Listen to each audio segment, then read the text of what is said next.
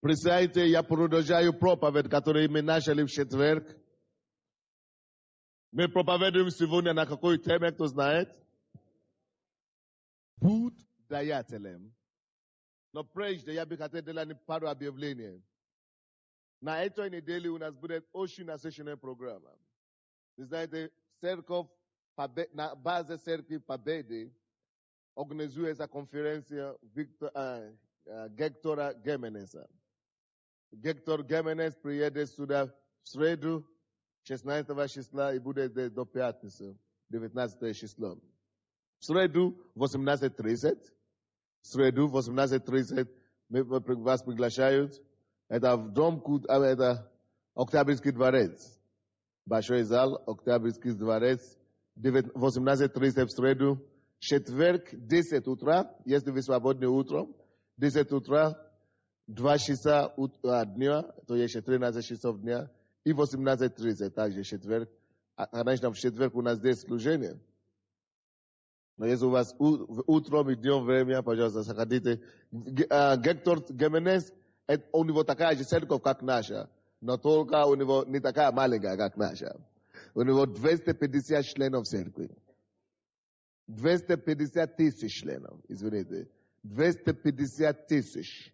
В таком городе, как наши, Буэнос-Айрес, это в Аргентине, у него 250 тысяч. У них каждый день служение до 12 часов ночью, с 8 утра. С 8 утра до 12 ночью. 250 тысяч. Так что вы думаете, что у нас большая церковь далеко от этого. Вот когда такие акулы приезжают, тогда мы начинаем знать, где мы находимся. Мы еще далеки от пробуждения, братья. Мы очень далеки от пробуждения. Поэтому мы работаем, чтобы Украина спаслась. И дьявол не может это остановить. И пятницу, 18:30, я бы хотел, чтобы все пошли туда. Потому что приедет еще один муж Божий с Америки. Это доктор Морис Церуло. Морис Церуло, который должен быть здесь в сентябре провести это мировой евангелизации. Это сейчас перенесло в Москву, потому что наши люди не понимают вообще, пускай Бог спасет Украину и прощает. Ему не дали разрешение здесь, а Россия подхватила. И он будет эту программу сейчас провести в Москве.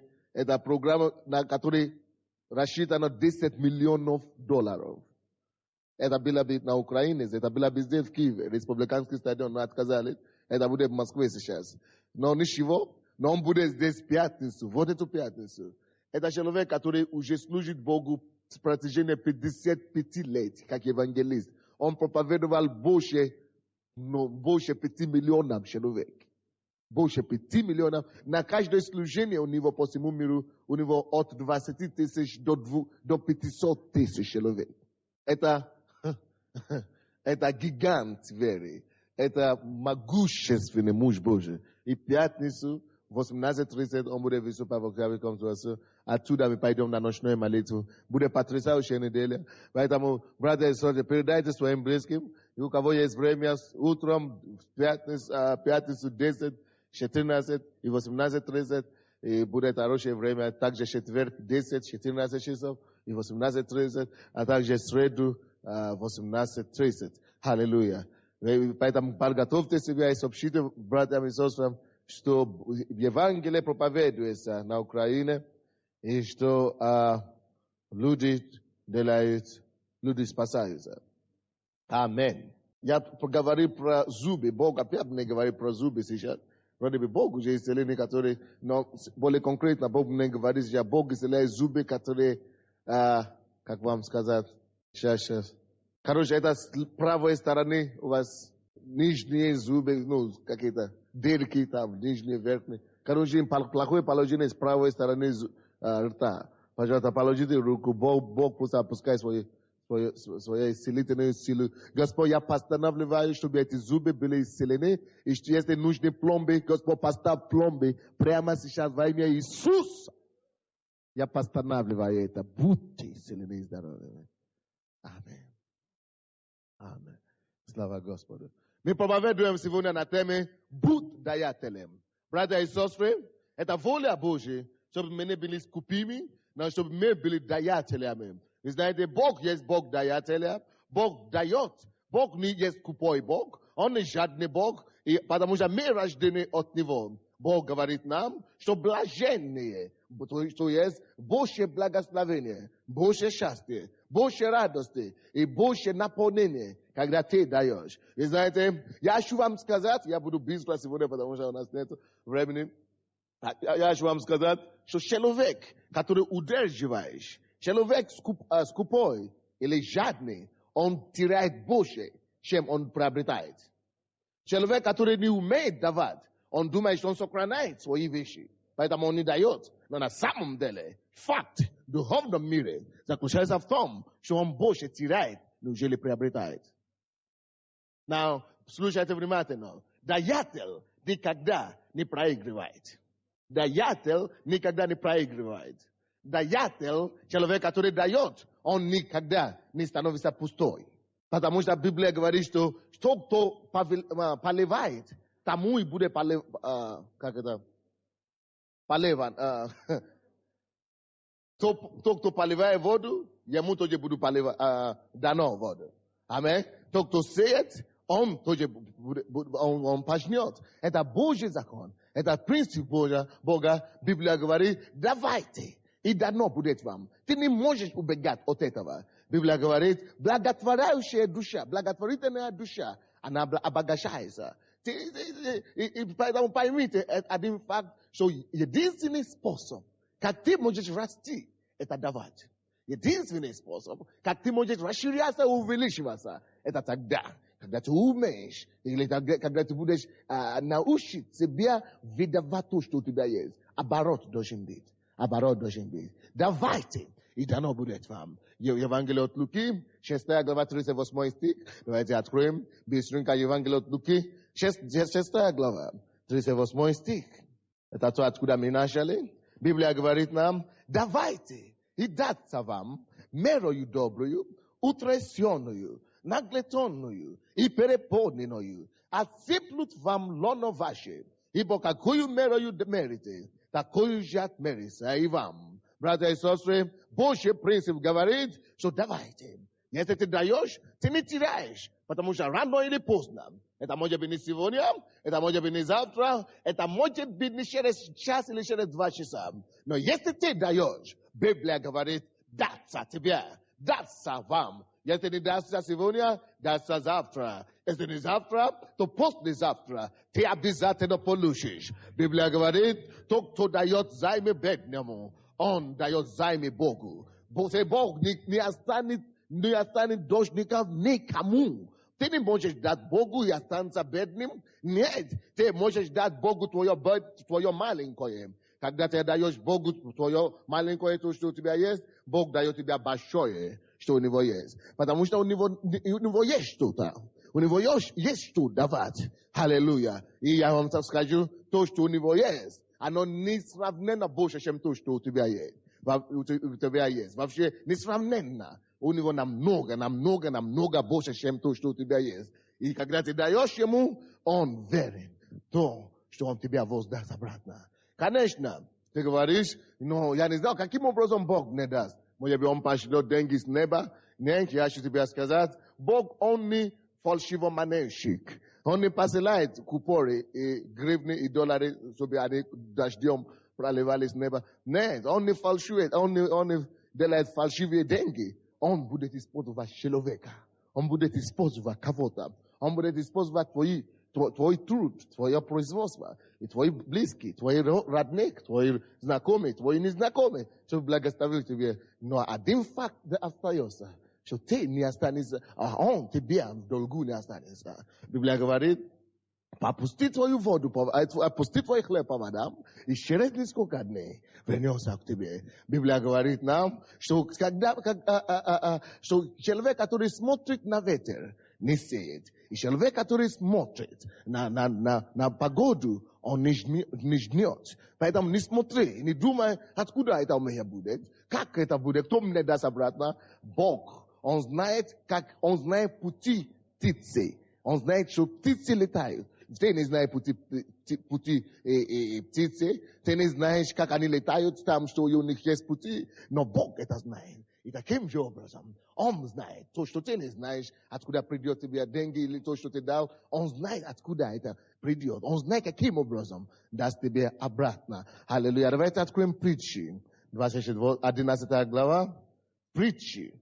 11 глава. 24-25 стихи. То, что я делал только что, это я вам напомнил то, о чем мы говорили в четверг. Сегодня мы продолжаем оттуда, откуда мы закончили в четверг.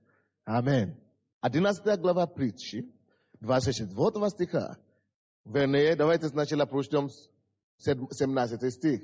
11 глава притчи. 17 стих говорит: человек милосердный благотворит душе своей.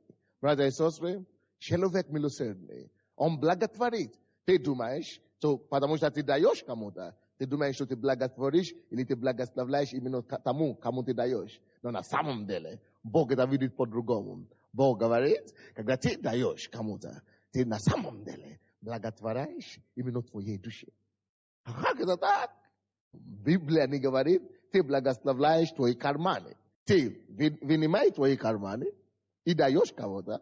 Да, тот человек благословляется, но это ты благословляешь его материально. Но на самом деле, духовно, ты благословляешь твоей собственной душе. О чем это говорится? Это говорится о том, что есть благословение определенное, которое мы получаем именно в духовном плане, в духовном мире, когда ты даешь кому-то. Ты думаешь, что что-то уходит, но больше приходит в духе. Братья, борись против жадности. Борись против скудости твоей души. Отбрось эти черты дьявола и эгоистического мира. Будь детем Божьим. Бог, Он есть Бог даятель. Бог есть любовь. И любовь всегда дает. Мир это мир устроен эгоистичный. Мир есть мир, который любит. Мир вообще это ужасное место. Потому что мир постоянно желает отбирать как можно больше.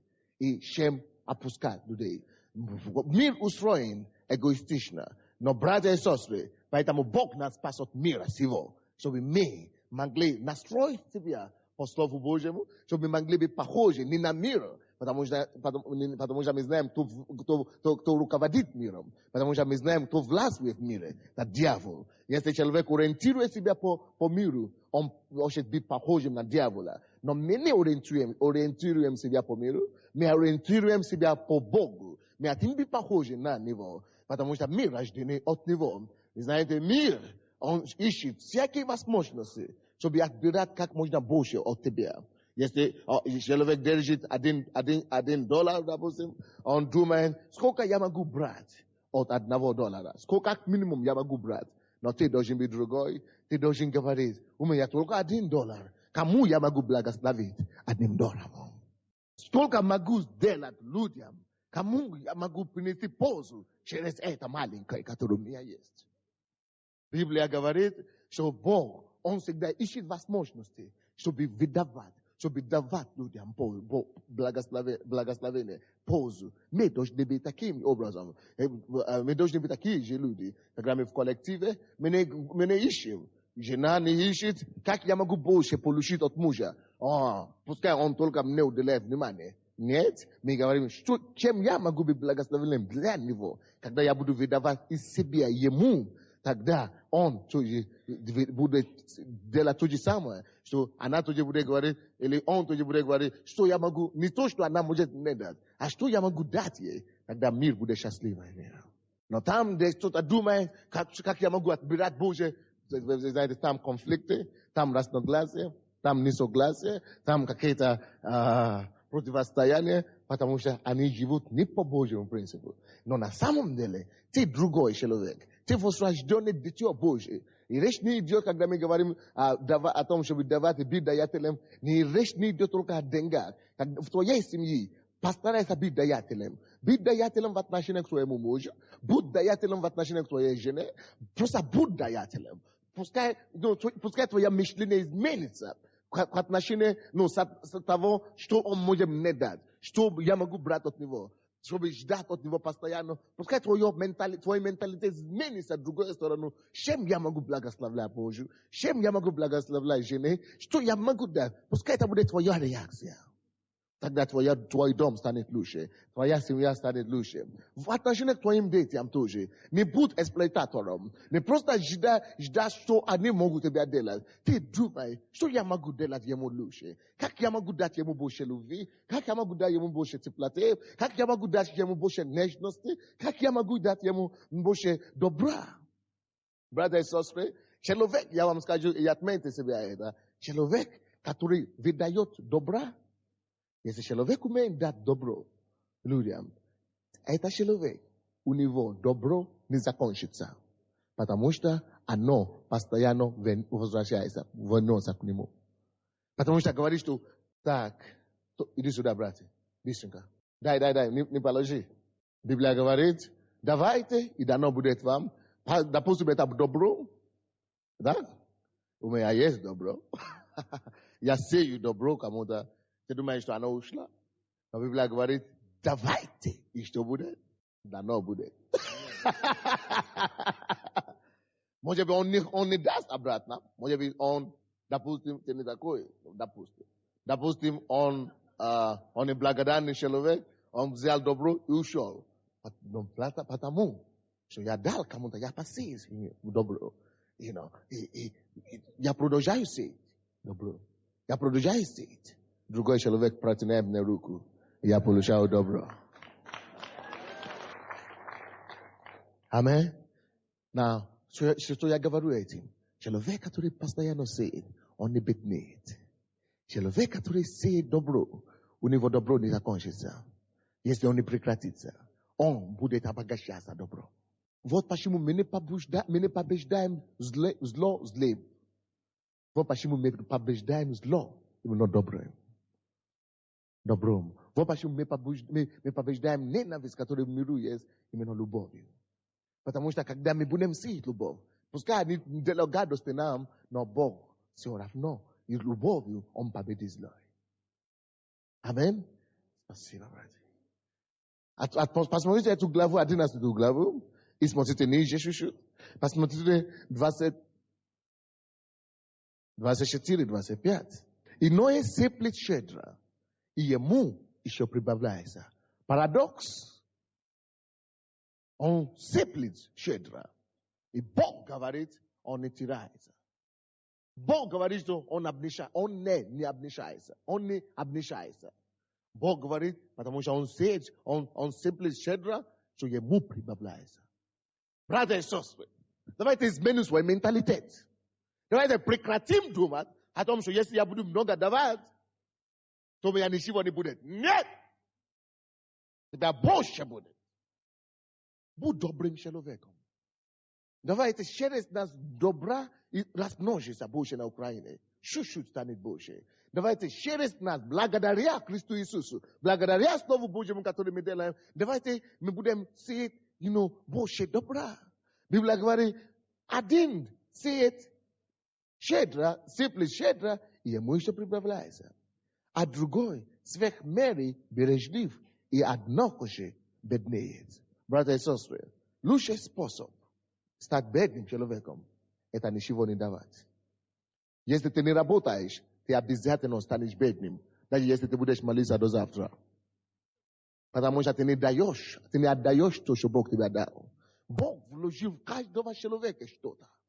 Бог вложил какие-то способности в вас. Вот почему мы молимся за то, что Бог дал нам работу постоянно. Если твой муж содержит тебя, допустим, и если ты домохозяйка, это другое дело, потому что муж говорит, ты будешь давать любовь, и теплоту детям или что-то такое, это другое. Но если ты способен работать, и ты потом говоришь, у меня ничего нет, ты не работаешь, это против воли Божьей. Потому что Библия говорит, что тот, который бережлив, который не дает, он беднеет. Бог, есть что-то, что тебе может дать. То, что ты можешь дать. Есть у тебя сила какая-то. Есть у тебя знание какое-то. Даже если ты не работаешь с станками, но если ты работаешь хотя бы своими словами, ты сеешь кому-то добро, ты рассказываешь кому-то об Иисусе, ты отдаешь потому что ты даешь вот такую любовь, потому что ты даешь людям теплоту, все равно ты не будешь нищим. Но если ты просто, не выдаешь ничего, ты просто сидишь, ты будешь бедным. И это Бог говорит. Поэтому написано в Библии, кто не кушает, кто не трудится, то не ест. Потому что человек, который не трудится, он не выдает, он не дает.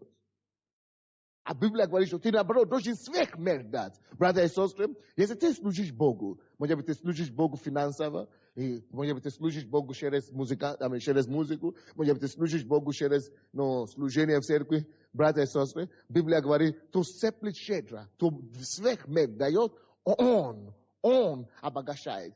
Постарайся всегда, слушайте внимательно, и это напишите, если вы пишете, всегда старайся давать больше, чем от тебя требуется.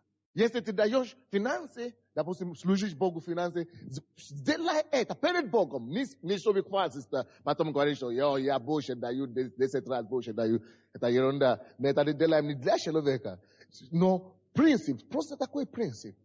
Просто такой принцип.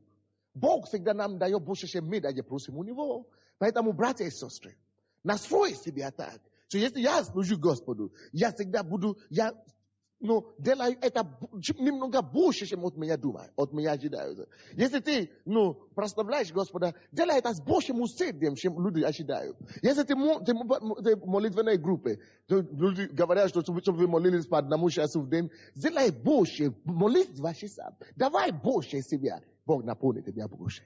Если ты принимаешь людей и приветствуете людей, может быть, вам только сказали, станьте на дороге и давайте людям бумаги и так далее, или просто скажите им, будьте благословенны. Давай больше добро. Не просто скажи, будьте благословенны, или возьмите бумагу. Что-то делай лучше, улыбнись им, обними им. Дай им теплоту. Скажи им, спроси у них, как у них дела. Спроси, как дети. Спроси, как жена. Спроси, они нуждаются в молитве. Дай что-то больше, чем люди ожидают от тебя. Братья и сестры, вы слушаете меня? Настрой себя так, чтобы всегда дать больше любви, чем люди ожидают от тебя. Этим ты уничтожаешь и ты посрамляешь дьявола. Ты уничтожаешь эгоизм, который правит миром. Ты уничтожаешь маленькое мышление. Ты уничтожаешь духовное нищенство, которое в каждом человеке есть. Ты поднимаешься больше планку Божию. Братья и сестры, мы, конечно, много все можем говорить, мы все выглядим прекрасно, но на самом деле ты можешь судить человека. Не только по его словам, но лучший способ судить человека, какой он на самом деле, это то, насколько он с охотой дает. Насколько он с охотой дает свою любовь, свою улыбку, свое объятие, свою теплоту, свои деньги, свои ресурсы. Насколько человек с охотой это делает, насколько ты можешь судить, какое у него сердце. Давайте мы постараемся иметь правильное сердце. Давайте будем уменьшить эту сатанинскую адамскую природу, которая была в нас с самого рождения. Давайте будем больше подавлять это. И больше будем простираться выше. Выше. Библия говорит, чтобы мы смотрели на начальника и совершителя веры нашей, на Иисуса, на второго Адама, не на первого Адама. И этим ты не уменьшаешься. Этим ты не умоляешь свое достоинство. Может быть, кто-то говорит, я не хочу служить людям вот так, они подумают, что я дурак. Дорогой мой, ты не дурак, ты лучше знаешь. И когда ты начинаешь думать, что как это я могу так, я же такой большой человек, как это я буду брать сумку у бабушки, или как это я буду... Hello! Пускай думают, это маленькие люди. Думают, что потому что ты добрый, потому что ты смиренный, что ты дурак. Пускай они думают, но в Царстве Божьем, перед Богом, ты вовсе не дурак, ты божественный человек. И Библия говорит, что высока их награда на небе. Я хочу, чтобы моя награда была высока на небе. Не все равно, что люди говорят обо мне. Есть разные мнения, есть люди, которые говорят разное. Пускай они говорят. Но единственное то, что стоит, единственный суд, который имеет значение, это тогда, когда я и он предстанемся перед Иисусом. Тогда мы будем слушать, что Иисус скажет. И мне лучше, чтобы Иисус мне сказал комплимент, чем чтобы человек мне говорит комплимент. Если весь мир будет осуждать то, что я делаю, если Бог будет это согласен, Adabrat, este Bog bude adabrat to što ja delaju, ja ne plevat na ves mir, to što ja ne govoriat. Ja budu žit, lušem, i tis Isusom, šem i tis širokim putem ad. Biblia govorit, što kanešna, mir unižajet людей smirjoni, mir unižajet людей spokojni, mir unižajet людей dobri. No, на самом деле Бог понимает их. Ты не можешь беднеть, потому что ты даешь людям. Ты не можешь беднеть, потому что ты благословляешь и благотворяешь человека. Нет, ты будешь всегда счастливым. Если ты такой человек, который умеет давать доброту и любовь людям, дорогой мой, ты не будешь никогда страдать от депрессии. Ты никогда не будешь страдать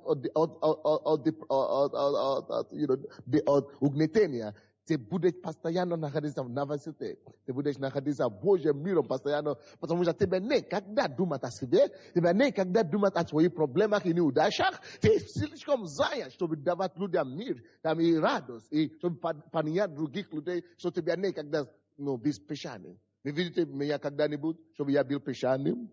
Какая бы ни была проблема вокруг меня, пускай люди говорят, пускай дьявол с ума сходит вокруг меня, я слишком занят, поднимая других людей. Я слишком занят, ободряя других людей. Я слишком занят, давая другим радость, чем быть печальным. Мне некогда этим заниматься. Я даю слишком много радости, чтобы быть печальным. Библия говорит, тот, который дает сверхмер, он обогащается. Только тот, который сверхмер бережлив, он слишком скован, поэтому он обнищается. Он стает больше бедным, он стает больше депрессионным, он стает более угнетенным. Дорогие братья и сестры, мы во Христе Иисусе, мы христиане. Давайте же будем другие на самом деле, не только здесь в церкви, но на улице. Давайте будем жить так, чтобы мир видели разницу. Что мы на самом деле, мы имеем что-то, которого у них нет. Что мы имеем какое-то сердце, которое вложено в нас Иисус. Библия говорит, Римлянам 5:5, что Господь Иисус, Он распространял Божью любовь в сердца наши. Есть Божья любовь в тебе. Это есть потенциал огромный. Если Божья любовь есть, ты все можешь. Ты можешь давать доброту. Ты можешь давать мир. Ты можешь давать людям благословение. Если эта любовь уже распространена в наших сердцах, мы можем отличаться от мира. У кого нет этой любви? Мир только эго. Мир только я, мне и мое. Но мы другое. Мы думаем о соседа. Библия говорит, первая заповедь, любить Бога всем сердцем. И вторая заповедь, любить ближнего. Мы думаем о ближнем. Мы думаем о Боге. И мы думаем о себе. Мы не только думаем я, мне и мое. Нет, это мир. Но давайте мы будем жить по другим принципам. И тогда мир увидит, что сияние Иисуса сияет через нас. И они увидят на самом деле, что мы имеем что-то, которое у них нет. Прошлый четверг один человек из Министерства здравоохранения подошел ко мне и говорит, расскажите мне методики, как вы исцеляете людей. Я говорю, вообще я даже муху не могу исцелять. Я не могу исцелять никого. Но он удивился. Он говорит, как это так? Давайте будем, как это, как-то это.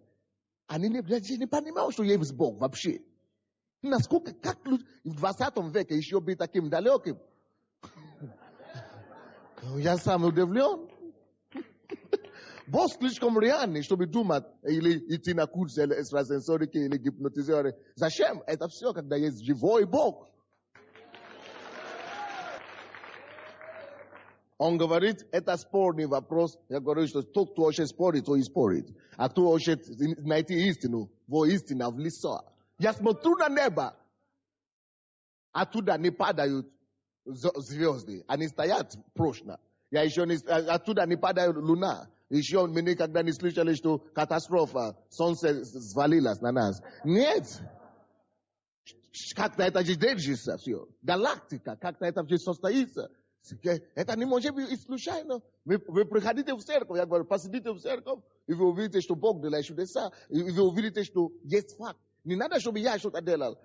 Кто-то мне сказал, вам придется взять сертификат на народного исцелителя. Я говорю, никогда в жизни. Представляете?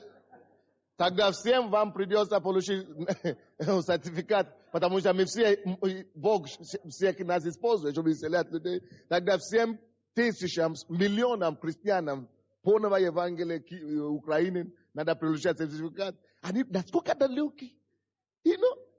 Это значит, я могу исцелять, а Бог не может. Они превратили Бога в импотенции. Нет, дорогой, Бог жив и здоров.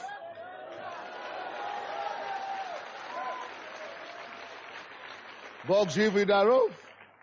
Бог жив и здоров. Мы точно так же и думали, как они раньше. Но слава Богу, Бог открыл нам глаза. Он показал нам, что любовь исцеляет. Даже не надо говорить слово, даже не надо молиться. А состояние любви, атмосфера любви, это уже само здоровье.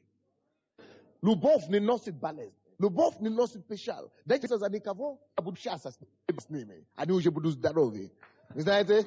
Да, потому что любовь течет, излучает. Давай любви людям, давай жизнь людям, потому что в нас есть жизнь Иисуса. Любовь Его распространена в наши сердца. Если я буду положить себя со стороны Бога и буду только настроить себя по Слову Божьему, мне не надо, кричать и так далее, вы будете получать то, что есть у меня. Как исключение будете идти. Я помню, несколько месяцев тому назад, меня пригласили выступать в ICTV, программе как с Ольгой. И мы выступали там. Знаете, начали мне звонить в течение 2 недель, даже в течение 2 месяцев после этого. Что у вас? Они сказали, энергию, вы оставили здесь энергию такая. Мы все подобраны, мы все, как это? Мы все ободрены, мы все такие живые, стали интересны, улыбаемся все. Братья, на самом деле я там даже не молился. Я даже не проповедовал. Потому что это мирская программа. Это, они просто хотели с интересным человеком беседовать. Они даже не хотели о Библии слышать. Но я сказал, хорошо. Просто сидел там, они все уже, как приятно.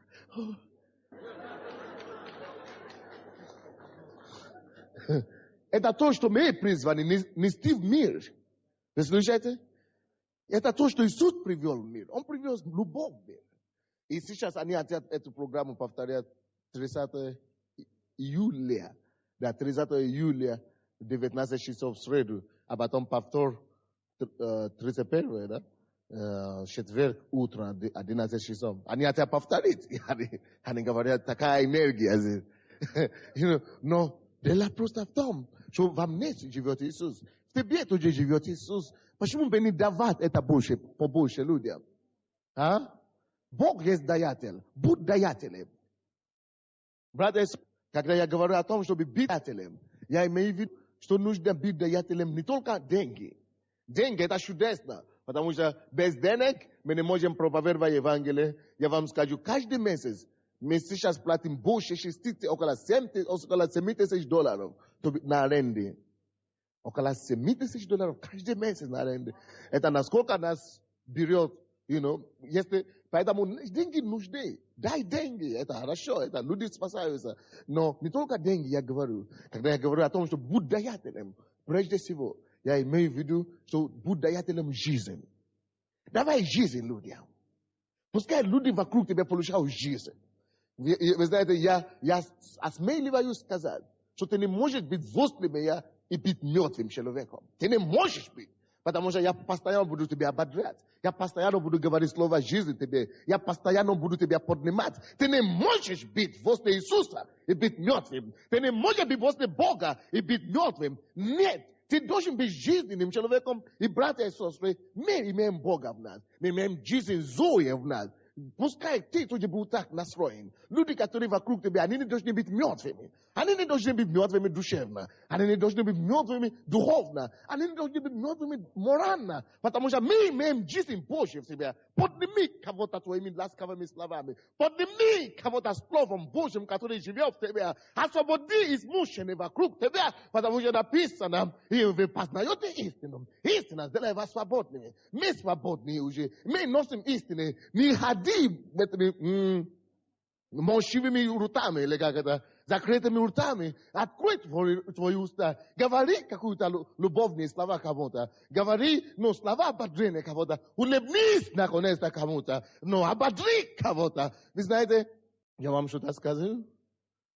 Ласковые слова, они так дешево от нас, они нам ничего не стоят. Улыбки, на самом деле, нам ничего не стоят. Ты не теряешь от этого. Но факт заключается в том, что они, улыбка, которая нам ничего не стоит, добрые слова, которые нам ничего не стоят, другому, кому ты это делаешь, это может обозначать весь мир для них.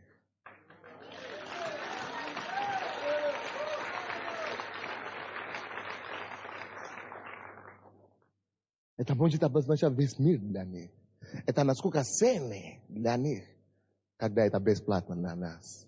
Когда это ничего не стоит для нас, это может быть жизнь для них. Я знаю людей, которые в этом зале сегодня, которые, я даже не знал, я даже не заметил, которые мне сказали, однажды вы мной улыбнулись. Я говорю, когда? Однажды вы мне держали или вы сказали что-то. Я говорю, да, я не помню.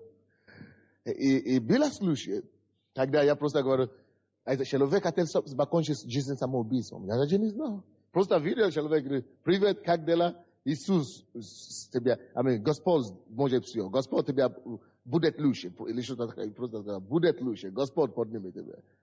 Это слово как свет. О, может, будет лучше. Значит, можно жить. Есть у меня шанс. Больше не очень покончить жизнь самоубийством. Давай жизнь людям. Давай жизнь людям. Слово вовремя. Она спасает души.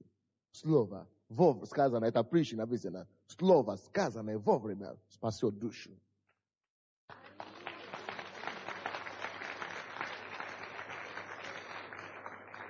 Поэтому будь даятелем. Будь даятелем. Будь даятелем. В четверг были здесь. Это одна сестра вышла, свидетельствовала. Я был в шоке. Когда я не знал, что, каждый понедельник я принимал людей. И я принимал их по одинаково. Просто говорю им. И я даже не обращал внимания на это особо.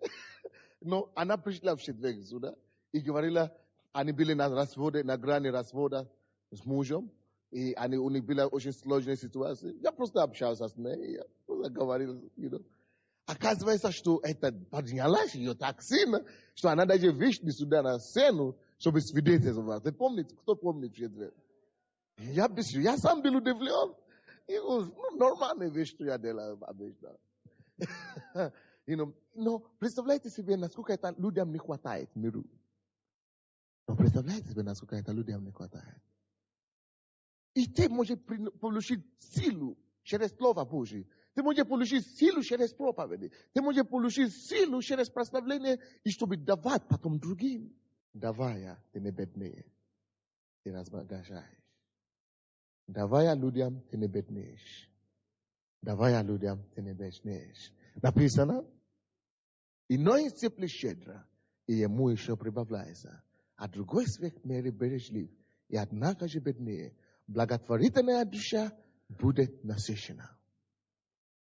Благотворительная душа будет насыщена. Благотворительная душа будет насыщена. И то напоит других, тот и сам напоен будет. Может быть, не тот, кого ты напоен, тебя напоит, но ты обязательно напоен будешь. Молись за исцеление других, и Бог тебя исцелит.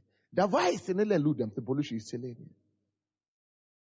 Дай утешительные слова кому-то, тебе тоже дадут.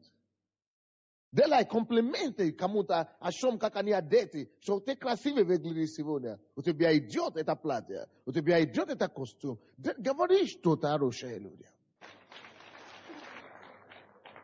Аминь. Давайте пойдем дальше, у нас нет времени, время поджимает. 25 глава притчи. 25. Откройте, пожалуйста, притчи 25. 21 стиха по 22. 21 стиха по 22 стихи. 25 глава притчи, 21 по 22 стихи. Если голоден враг твой, накорми его хлебом. И если он жаждет, напой его водой. ибо делая это, ты соберешь горящие угли на голову его, и Господь воздаст тебе. Братья и сестры, если голоден враг твой, накорми его хлебом. Знаете, я не могу понять людей, которые ищут, чтобы делать плохое для любого человека. Кто бы он ни был, твой друг, враг, или твой неприятель, неважно. Однажды кто-то мне сказал, есть один человек у нас в офисе, который пишет. Это нам говорили, это Волгана, что доложит, пишет им каждую неделю. Это верующий называется. Тебе дает суд. Короче, и кто-то мне это сказал. И сказал, вам надо что-то делать, вам надо чистить. Я говорю, если даже я буду знать, кто это такой, я буду его больше обнимать. Я буду ему больше улыбаться. Я буду его больше давать, благословлять. Библия говорит, если Библия говорит нам любить врагов, тогда я вообще не понимаю, почему кто-то должен быть обиженный на кого-то. Я ни на кого не обижался уже несколько лет. Я не помню, когда я последний раз обиделся. Я не помню, когда я последний раз кричал на кого-то. Зачем кричать? Я не могу понять, как ты можешь кричать на людей, когда твоих врагов ты должен любить, тем более на свою жену кричать. Вроде бы она не твой враг, она, наверное, твоя любимая. А причем тут крики на нее-то. Но если даже врагов ты призван любить, тем более жену. Ой, тогда представляешь? Или те женщины, которые кричат на мужей. Родина мать. Хозяйка тут.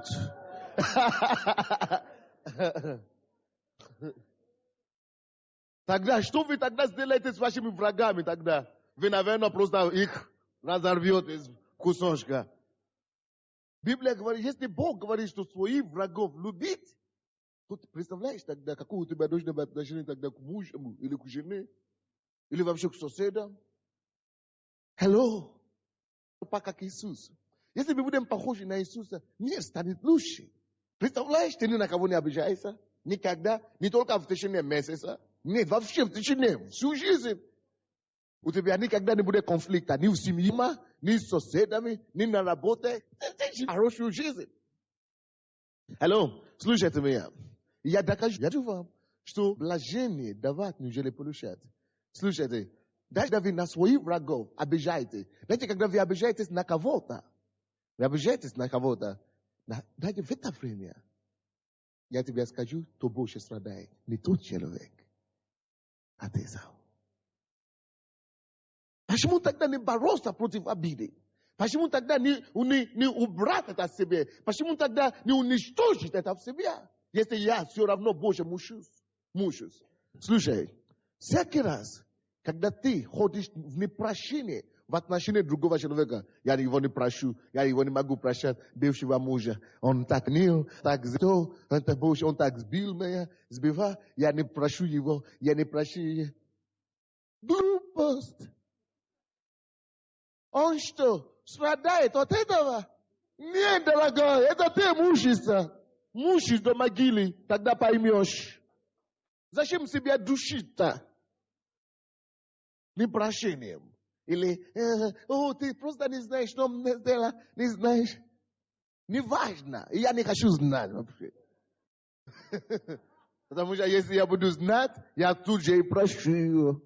Так что проснись, ты попал в церковь.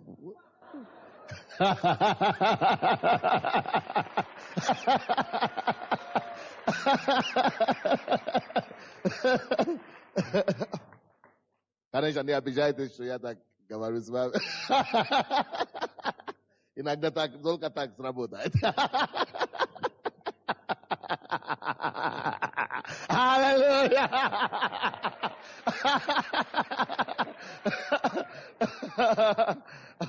Аминь.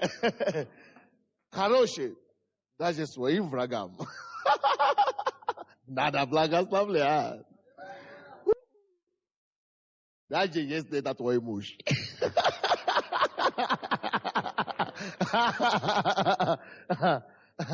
особенно если это теща.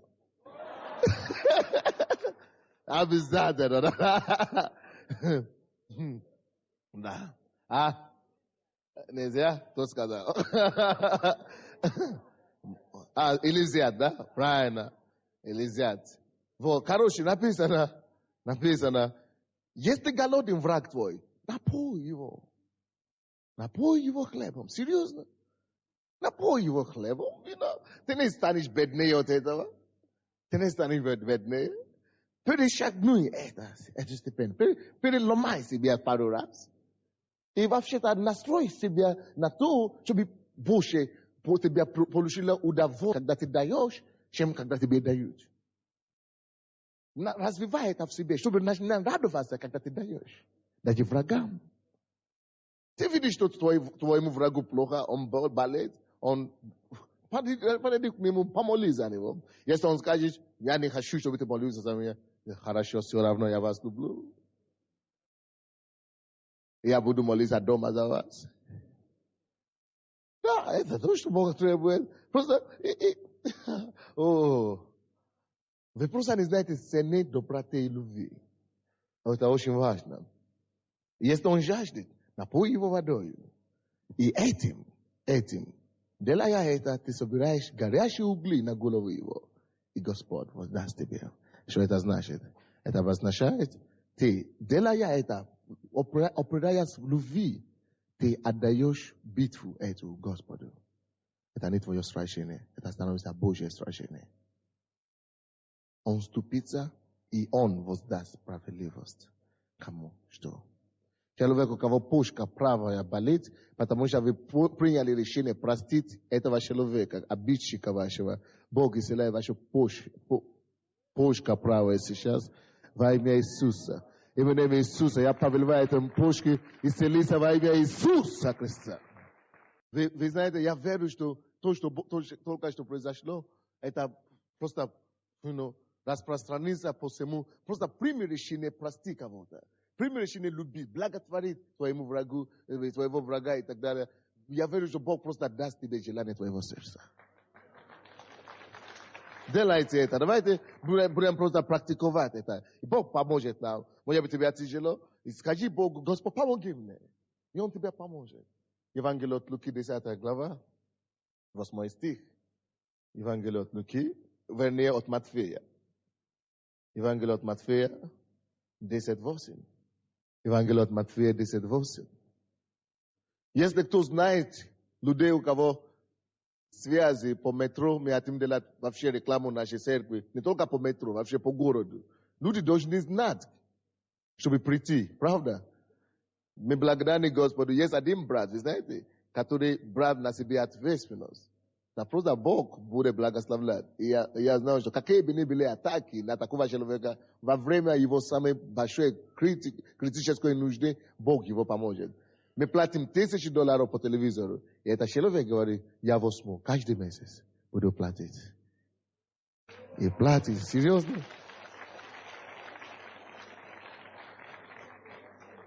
И поэтому, если ты пришел к Богу, ты говоришь, что ты радуешься здесь, я видел вас по телевизору. Ты не просто так видел. Кто-то дал. И давая деньги, ты даешь жизнь людям. Кто присутствующий здесь попал сюда, потому что смотрит телевизор. Махайте мне рукой. Представляете? Посмотрите. И таким же образом мы хотим выйти на метро и делать не очень дорого, но для нас, потому что мы платим в основном все наши деньги на аренду. Поэтому мы нуждаемся в людей, которые могут финансово помочь, чтобы тоже так. И когда ты будешь видеть людей в церкви, может быть, ты даже не заметил, что это из-за тебя, из-за твоих денег, эти все люди здесь. Я не представляю. И когда Бог будет мне давать награды на небе, Он не просто мне даст, Он даст тебе такую же награду, которую мне Он дал. Хотя я здесь проповедую, люди видят все только пастора, но на самом деле, то же самое награду получить те, которые молились. То же самое награду получить те, которые евангелизировали, как пастор. И то же самое награду получить те, которые дали деньги. Поэтому дай жизнь. Дай жизнь. Дай жизнь. И будь даятелем. Ты не бедный. Давайте посмотрим 8 стих 10. Иисус говорит своим людям, он говорит, что 7 стиха по 9, 7 и 8 стихи. Ходя же проповедуйте. Ходя же проповедуйте. Что Иисус имеет в виду? Проповедуйте, что приблизилось Царство Божие. Алло? Иисус говорит, что ходя, пока вы будете идти, пока вы будете ходить, пока вы будете выходить, проповедуйте. Что это обозначает? Это обозначает, вы знаете что-то о спасении. Вы имеете спасение в себе. Вы имеете Царство Божие в себе. Вы имеете Христа Спасителя в себе. Ходя, куда бы ты ни ходил, куда бы вы ни шли, на работу, в рынок, на рынок, или, домой, к родственникам, ходя же, проповедуйте этим самим. Иисус говорит им, что ходя, может быть, у вас нету денег, может быть, у вас нету чего-то, но давайте спасение людям. Дайте им жизнь, дайте им то, что у вас есть. У вас есть свет, у вас есть Царство Божие. Ходя, проповедуйте, проповедуя, ты даешь. Понимаете меня? Видите, мы все ходим по всему миру, мы все ходим по местам, почему мы не послушаемся Иисусу? Ходя, давай людям спасение, давай им Царство Божие. Потому что Бог даятель, Он учит своих здесь быть даятелями. Вы понимаете меня? 10 стих. Вернее, 9 стих, 8 стих. Баних исцеляйте, братья и сестры. Когда мы ходим и исцеляем баних людей, это значит, мы отдаем. Не я исцеляю, не я исцелитель, но Иисус живет в тебе. Он может исцелять любого больного. Иисус живет в твоем сердце. Ты просто иди, повинуйся Иисусу. Иисус говорит, что ходя, возлагай руки на больных, и я исцелю их. Исцеляйте больных. Ты просто иди. Может быть, ты не можешь давать финансы, может быть, ты не можешь дать машину, может быть, ты не можешь дать одежду кому-то. Но ходя, возложи люди на людей, исцеляй людей. Не ты это будешь делать. Бог с тобою. Он будет это подтверждать. И дай, что у тебя есть. У каждого из нас есть способность. Проповедовать Евангелие. Давать людям жизнь через проповедь Евангелия. У каждого из нас есть шанс и возможность ходить повсюду, молиться за больных людей. Не только пастор должен молиться за больных. Библия говорит, все верующие, они, дела, которые я делаю, они тоже сами делают. И говорит, ходя, идите, исцеляйте. Давай исцеление людям, и ты не будешь больным. Давай спасение людям, и ты не будешь нуждаться в утешении, в спасении. У тебя будет всегда спасение. Спасение от бед, спасение от неприятностей, спасение от болезней, спасение от атак сатанистских, потому что ты даешь людям спасение. Давай людям исцеление, и ты увидишь, что Бог, у тебя исцеление не уменьшится, он не закончится. Бог тебе прибавит здоровье. Вот это то, что Бог говорит. Из больных исцеляйте, прокаженных очищайте, мертвых воскрешайте. Библия говорит, мертвых воскрешайте. Сколько мертвых в городе сегодня? Может быть, они не мертвые физически, но они мертвые в душе. Мертвые души. Кто написал? Толстой? Гогол, да. Гогол написал мертвые души. Слишком мертвые души. Хождение по мукам. Это уже Толстой, по городу, по земле вообще. Муки за муки. Мертвые души. Они не мертвые тела, но они мертвые души. Но мы имеем жизнь, поэтому Библия говорит, что мертвые воскрешайте. Ты можешь это делать. Каким образом? Потому что я проповедую Евангелие, я несу им жизнь. И ты можешь дать что-то людям. У тебя много чего есть. Библия написана, best of изгоняйте. Этим ты даешь людям освобождение. Мы можем это делать. Библия говорит, делайте это. Даром получили, даром давайте. Вот почему мы не говорим, ты исцелился от рака, дай $10,000 за это. Ты исцелился от наркомании, дай 200 гривны. Даром получили, даром давайте. И поэтому, когда кто-то говорит, народные исцелители, потому что они это делают от себя, они получают деньги за это. Если они делают от Иисуса, от Господа, они не получают ни копейки от этого. Даром получили, даром. Давайте. Аллилуйя. Аминь. Вообще, менее это не делаем, Он это делает. Аллилуйя. Вы давайте быстренько закончим. Давайте откроем прежде, 12 глава к Римлянам. Римлянам 12. Римлянам 12. Скажи твоему соседу, хорошо быть христианином. Подойди к кому-то, кого ты не знаешь. Скажи ему, хорошо быть христианином. Кого ты не знаешь. К Римлянам 12 глава, 8 стих. Библия говорит, увещатель ли, увещевай. Раздаватель ли, раздавай простоте. Начальник ли, начальствуй с усердием. Благотворитель ли, благотвори с радушием. Братья, это значит, что бы у тебя не было. Если Бог тебя благословит финансово, ты раздаватель, раздавай не с гордыней, но в простоте. Если ты увещеватель, увещевай людей, подними людей настроение. Если ты начальник, начальствуй с усердием. Если ты благотворитель, благотвори с радушием. Братья, очень важно, чтобы все то, что мы делаем, людям, мы это делали с радостью. Не потому что, hello, иди сюда. Не, я только. Не говори, hello, иди сюда, ты маленький такой, я тебе отдам. Ты, конечно, нищий, да?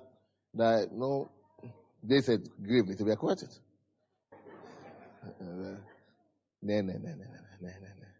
Не.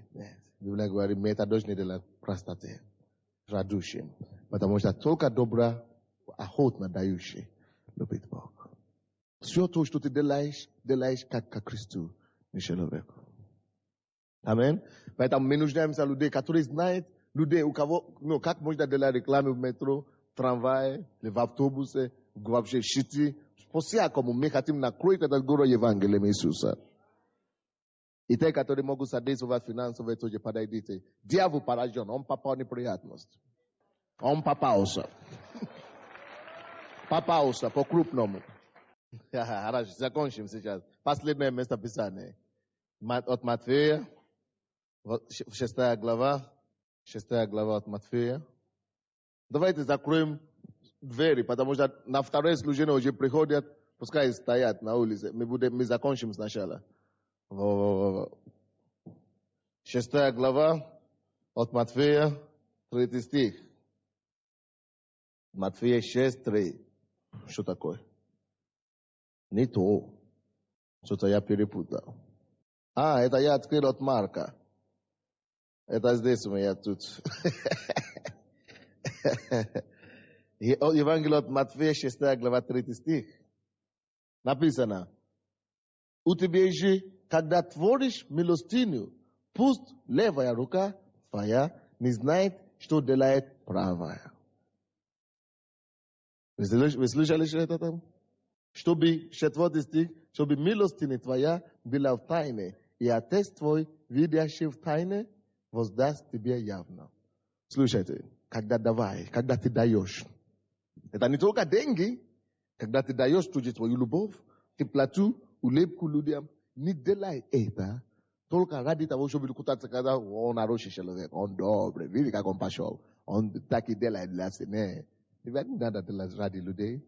Тебе не надо делать, чтобы кто-то тебе дал комплименты или дал, сказать, что ты хороший человек. Все, что мы делаем, мы должны настроить наши сердца, чтобы Бог прежде всего прославился. Вы слушаете? Чтобы именно Бог прославился. Чтобы мы хотим, чтобы Бог прославился. Конечно, есть некоторые случаи, когда ты должен давать, допустим, пожертвование явно, кто-то видит тебя, или ты должен что-то делать, нельзя укрыть, нельзя. Но это понятно. Но в своем сердце ты это не делаешь, чтобы кто-то видел. Ты это делаешь, чтобы Бог видел. Ты это делаешь не просто ради похвалить людей, но ты это делаешь прежде всего для Господа. Потому что если ты получишь если ты это будешь делать для тщеславия, ты получишь тщеславие, но ты не получишь благословение. Вы слушаете? Это очень важно. Я помню однажды проповедник, пастор, один пастор, я не скажу какой пастор, проповедовал, просто такой проповедь, простой проповедь, ему надо было ехать куда-то, Просто проповедовать другое место. Он проповедовал в церкви. После проповеди к нему подошел кто-то с группы порядка. Сказали, что кто-то мне дал в зале. Это конверт, чтобы вам передать. Мы сказали, кто передал, кто сказал? Он говорит, это человек сказал, вам не говорить. Не говорить? А что там? Я не знаю, что там. Пошел, открыл. Знаете, что там? 25 тысяч долларов. И он не сказал, кто он. Не подписал, ничего не говорил. Он до сих пор не знает, это проповедник не знает, кто дал эти деньги. 25 тысяч долларов. Вы знаете, почему он так делал? Потому что он знает, как давать. Он знает, как давать тайны. И тогда Господь явно воздаст тебе. Но я не имею в виду, что ты должен стать религиозным с этим. Есть некоторые люди уже стали религиозными с этим. Благослови кого-то рубашку. Не, я не буду давать. Пускай кто-то пойдет туда. Это просто имеется в виду, что твое сердце должно быть правильно. Ты можешь дать человеку в руку, пастор, я хочу тебя благословить этой рубашкой или это самое.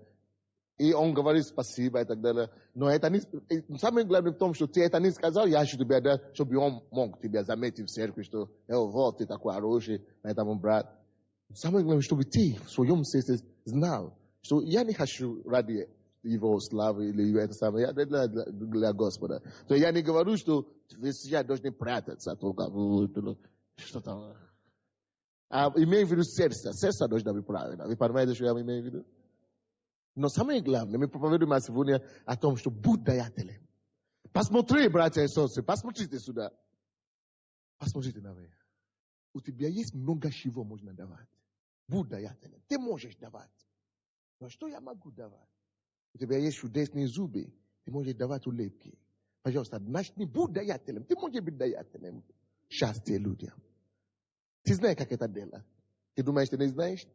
Ты ошибаешься. Ты знаешь, как это делать. Ты говоришь, я не знаю, что мне делать. Ты можешь быть даятелем радости, ободрения, спасения, исцеления людям. Будь даятелем. Будь даятелем. Братья и сестры, постарайся, чтобы давать стало тебе менее труднее, чем получать. Менее труднее, чем получать. Пускай труднее будет получать даже. Пускай радостнее будет, когда ты даешь, чем когда ты получаешь. Амин. Но помните, в четверг я сказал, когда ты даешь, очень важно, чтобы, допустим, чтобы ты тоже думал. Допустим, если я вижу человека пьяный, допустим, человек пьяный подошел ко мне возле нашего дома, я пошел, чтобы купить сок. И он пришел, он говорит, очень надо, вот так надо, похмелиться надо. Я говорю в четверг, что надо давать мудрости. Допустим, этому человеку, я понимаю, что ему нужны, он думает, что ему нужны деньги. Но на самом деле не деньги ему нужны. Ему нужно спасение. Я не даю ему деньги. Он говорит, дай гривны. Я говорю, у меня нет гривны, чтобы тебе отдавать. У меня есть гривны, но для тебя нет гривны. Знаете? Потому что это мои деньги его убьет. Но я не хочу его убить. Нужно давать. Но думай, что нужно давать, когда нужно давать. В это время не деньги ему нужны. Это любовь ему нужна. Я лучше ему даю пригласительное. Потому что Бог тебя любит. О, ты можешь быть исцелен. Ты можешь получить освобождение. Это любовь. И это лучше, чем гривны в это время. Когда ты даешь наркоманам колиться, ты уничтожаешь их. И я говорю о том, что давай. Это не обозначает, что ты просто будешь, я стал. Но знай, когда нужно давать деньги, и когда нужно дать любовь. Знай, когда нужно давать теплоту, и когда нужно дать... Допустим, это пример, как лучше это поставить. Допустим, как мужчина в миру или в церкви, бывает такое, что я, просто как пастор и как человек, который дает жизнь, Я стараюсь ободрять некоторых сестер, которые приходят в офис и так далее. И потом ты видишь, что она неправильно понимает, допустим. Она влюблена в тебя или что-то такое.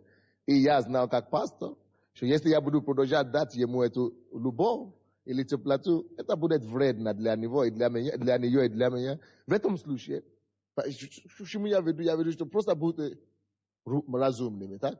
В это время я удерживаюсь от комплиментов и так далее. Я даю что-то другое. Я даю слово, строгости.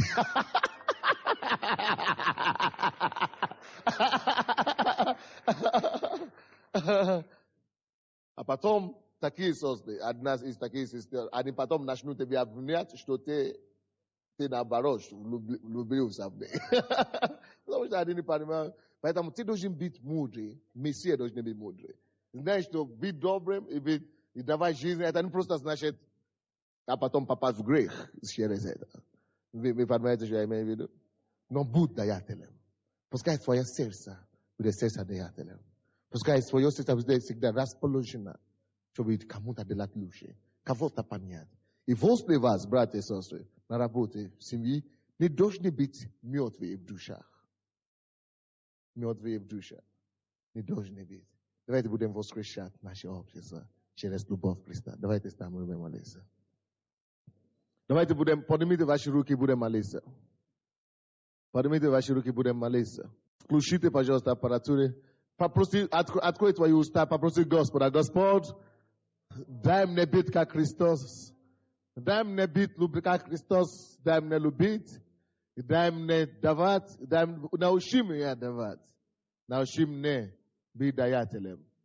Аллилуйя, Иисус. Я благодарю Тебя, Отец мой. Господи, и Ты первый тот, кто дал Сына Своего Единородного. Господи, Ты первый, кто показал нам быть даятелем. Боже мой, аллилуйя. Дай нам, Господь, быть в нашей жизни даятелями. Господи, и я знаю, что сегодня некоторые люди, они слышали о том, что Ты отдал для них Своего Сына. Некоторые люди, которые стояли здесь в зале, Отец мой Небесный, они слышали, что Ты отдал Сына Своего. Господи, Ты умирал за души людские. И Ты не просто сказал: «Я люблю вас», но на деле, Господь, показал, как Ты любишь нас. Твоя любовь безгранична, она беспредельна для нас. Аллилуйя. Мы благодарим Тебя за руки Твои пронзенные, которые протянуты сегодня к этому умирающему миру. Аллилуйя. Я благодарю Тебя, Господь, за то, что благодать Твоя, она распространяется по нашей стране, по нашим городам, по всей земле. Ибо Слово Твое верно и истина. Ибо Ты сказал о том, что будет проповедано Евангелие во свидетельство всему миру, всему погибающему человечеству. И сегодня это Слово звучало для Тебя. И если Ты слышал его, то я говорю Тебе, Бог отдал большую цену. Он заплатил великую цену. Этой цены не может заплатить ни один самый богатый человек этого мира. Проявить такую любовь не может ни один человек, но Ты, Господь, ее дал для каждого из нас. Аллилуйя. И сегодня Бог, Он обращается к тебе. И если есть на этом месте люди, которые никогда не молились молитвой покаяния, если сегодня есть такие люди, которые хотят стать не просто какими-то усыновленными детьми, чтобы они стали настоящими детьми Божьими, Бог обращается именно к вам.